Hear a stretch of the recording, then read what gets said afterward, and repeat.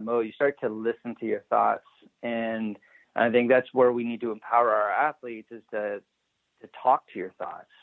Like, it's okay that you come up and you have a little bit of it's going to happen. We're human. We have negativity exists in our soul, but we need to actually empower ourselves that once we start saying, well, that person's good, better than me, or that person's won 5 times in a row, and maybe I can't, that's where you have to take a deep breath, get into the here and now, and then talk to it, right? Because if you're going to get confident, you got to have a healthy inner dialogue. There's other things that allow you to be confident and act into your confidence. But I think one of the main things is the way you talk to yourself and the inner dialogue that you have. Yeah, it's interesting you brought that up. I listen to Jim Quick once in a while. He's got a great podcast on his topic is top brain fitness and memory coaching. And he talks about the thoughts that we have with ourselves. And, if we're always talking to ourselves, going, gosh, I don't know if I can do that. I don't know if I can. I don't know if I can. Eventually, that's who you become. Whereas if you're talking to yourself in a positive manner, you also become that as well. I've always said, well, my mantra since the 80s has been, what you believe is what you'll achieve. That was from Mark Victor Hansen. And I really believe that that's carried me through my life and the success that I've achieved. That's beautiful. I think, and that's the thing, is it's about believing, having belief in the words that you say. And when you think about it, you're kind of selling yourself. You're selling yourself on the idea of, for me, like, I go into these meetings, when I speak, I say those 3 things. I've said that so many times to myself that I believe it. Like, I've sold myself. It's like, just like Nike, just do it. I mean, man, when we see these commercials, man, we get inspired because of those 3 words, just do it. We've seen it enough times.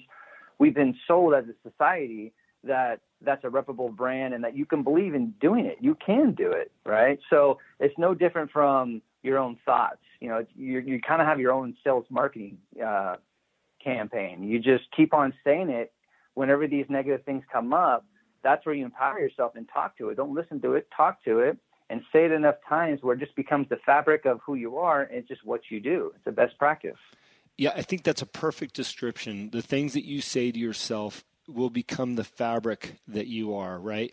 I have this rule not to spend much time around negative people because I don't want it to rub off on me. And maybe that sounds a little selfless or selfish and ruthless at the same time, but I just don't want to take in negative thoughts or people that don't believe in themselves or believe that they can, because I'm such a believer in everything we want to do is possible.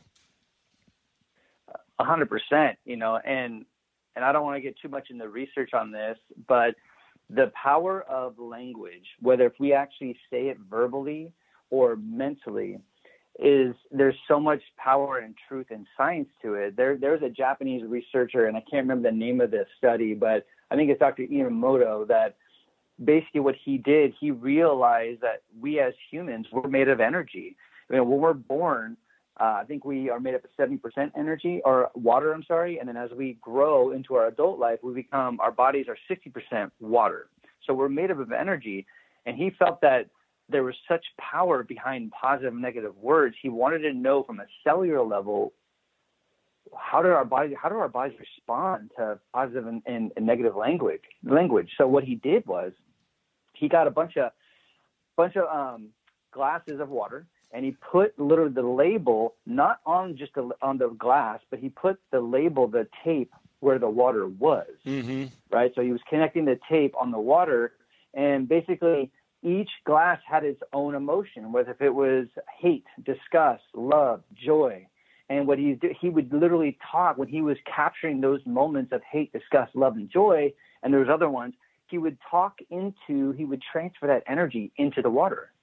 And so when he did that, he would freeze it. And man, what he saw under a microscope after it was frozen and crystallized, it is so beautiful to see what the crystals look like for love and joy.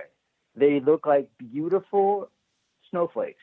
And when I mean beautiful, they have so much formation to them, whereas you saw the negative ones, there was formations to it, but it was very fragmented. There was no beauty to it. And I'm sitting there going, wow. So when we talk about language and empowering ourselves and talking to our thoughts instead of listening to our thoughts, it's huge. I mean, it's real. And when you think about it too, there is studies that, for every negative verbal comment, it takes about 10 acts of positivity to kind of negate that from your soul. Yeah, I'm a firm believer in that. And by the way, you said you don't want to get too far into it. I think this is an entirely different show and podcast, because there is so much strength and power in that. It's interesting. I'm in the wine business, and some of the wineries I work with play music to the wine barrels. And they believe that the energy that positive music puts off in the environment has a changing effect on the wine itself. And who am I to argue? I love the wine that they make. But at the same time, I also know for myself, I try not to watch shows, TV shows, or movies that are negative or too horrific. Same thing with music and things like that, because I just feel like what I'm feeding my brain with needs to have a positive effect on my life and who I am as a person, especially as a father. And I'm just fascinated by what you're talking about and our own abilities based on what we intake as well. I'm the same way. And it's so funny that my wife and I, because we watch some pretty heavy shows. Mm-hmm. And so if we watch a heavy show, but we do this regardless, but typically if it's a heavy show, literally 15 minutes before we go to bed, we're watching something funny. And usually it's Jimmy Fallon, Jimmy Kimmel, or Seth Meyers. We watch something like a talk show that's going to allow us to laugh. Mm-hmm. And so we don't have that heaviness before we go to bed. Yeah, I love that. Gosh, we've touched on so many topics, and I really appreciate the conversation where this has went. Can you give, in closing, just kind of your elevator pitch of advice to people that are seeking to improve their performance, and then maybe where they can find you at and get more information about you? Absolutely. I think my thing is, for anyone, and I said this earlier, don't be afraid to play a big game with your life. And when I mean that, sit down and really, if you want to go big with your life, write it down and understand what it looks like and what it feels like. Like, start associating that feeling of what that game is, and be vulnerable with it, and have a relationship with failure. If we all know this, if we're going to be successful in life, whether it's successful in our professional life or in athletics, we've got to learn how to fail. And failing is okay. You just got to get the feedback from failure. Failure is informative.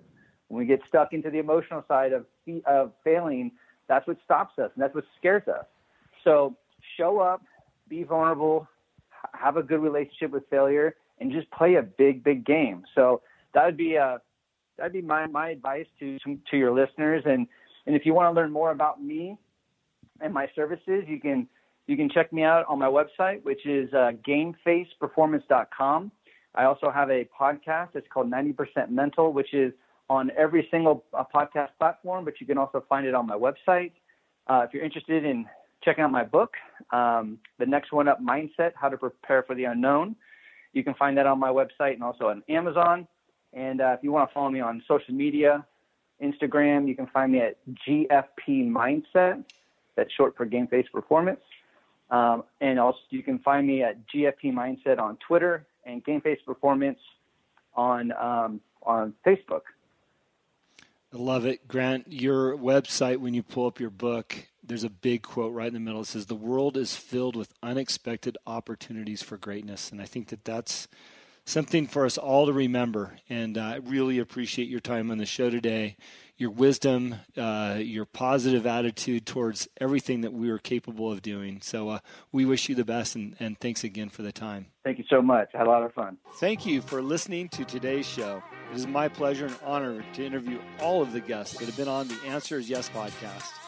If you have enjoyed the show, please go on iTunes and subscribe, give a rating, or simply tell a friend about the show. We also believe in the message of our guests and the positive influence of their stories.